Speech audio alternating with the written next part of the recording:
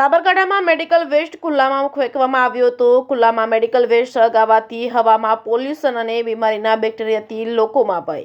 ઈડરના બાલાજી કોમ્પ્લેક્સની પાછળના ભાગમાં medical waste ખુલ્લામાં ફેંકીને અર્ધ સળગાવેલો વેસ્ટ નાખવામાં આવ્યો હતો। એન્ટીબાયોટિક અને સિરીઝ તેમજ હોસ્પિટલ ટ્રીટમેન્ટમાં વપરાતી વસ્તુઓને ખુલ્લામાં નાખવામાં આવી હતી।